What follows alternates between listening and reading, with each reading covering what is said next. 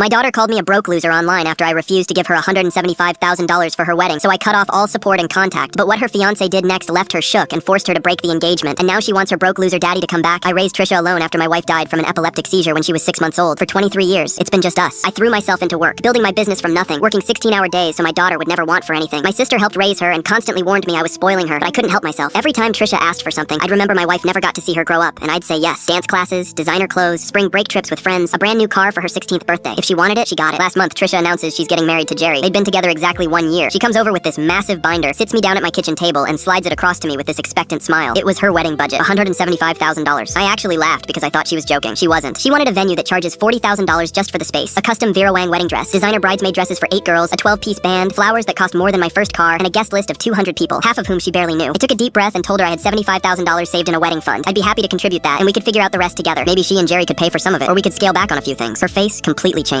She asked me if I was seriously going to ruin her wedding because I was too cheap to pay for it. I tried explaining that $175,000 was a down payment on a house. She said if I really loved her, I'd make it work. Then she grabbed her binder and left. I felt terrible, guilty, like maybe I was being selfish. So I called my banker friend that same night and started arranging a personal loan. It would stretch me thin financially, but I could make it work. I'd surprise her with it once everything was finalized. She didn't call me for 3 days. Then my sister texted me a screenshot. Trisha had made a Facebook post, a long one. She called me a broke loser who was never there for her as a kid, who chose work over his daughter, who couldn't even afford to give her a proper wedding. Then she wrote that her mother probably died because of my negligence, that I was too focused on work to even notice my wife was sick. That line broke something in me. My wife's death wasn't my fault. The doctors confirmed it. But Trisha weaponized it anyway, posted it publicly for hundreds of people to see, just because I couldn't hand her $175,000 without question. I blocked her on everything, canceled the loan application, didn't answer my phone for 2 days straight. My sister had to come check on me because I wasn't responding to anyone. She found me on my couch, hadn't showered, barely eaten. She made Trisha take the post down, but the damage was done. A week later, I finally unblocked her. She called that evening. Her apology was garbage. She said she was just really stressed about wedding planning and didn't mean any of it, but her tone was annoyed, not apologetic, like I was inconveniencing her by being hurt. So I cut her off mid-sentence, told her I'd been arranging a loan to cover her entire wedding as a surprise. Let that sink in for a second while she gasped with excitement, and I told her I'd canceled it after her post, and I wouldn't be contributing a single dollar to her wedding now. Before she could respond, I kept going. Told her that since I was such a broke loser, I wanted every penny back that I'd spent on her since she turned 18. College tuition, $87,000. Her apartment near campus, $54,000 over 4 years. Her car, $31,000. Spring break trips, shopping sprees, all of it. Total, $198,000. I told her she had 6 months to start making payments. Then I told her that once she paid me back, we never had to speak again. She wouldn't have to deal with her broke loser dad, and I wouldn't have to deal with an ungrateful brat who trashed her dead mother's memory on social media. By the end, I was screaming into the phone. I hung up on her. 2 days of silence. Then yesterday, unknown number. It was Jerry. He was very polite, very careful with his words. He said he needed to talk to me about some concerning information. Apparently, Trisha had been telling him for months that I was covering the entire wedding, that money wasn't an issue, that her family was wealthy. He thought he was marrying into money. When he found out I'd cut her off completely, and that she actually owed me close to $200,000, he told me he needed to reconsider the relationship timeline, and whether they were financially compatible long-term. He broke up with her that afternoon. She called me last night, sobbing so hard I could barely understand her. Jerry left her. The wedding was off. She was sorry. So sorry. Didn't mean any of it. Could I please help her? Please forgive her. I told her I'd think about it and hung up. My sister says I went too far. Maybe I did.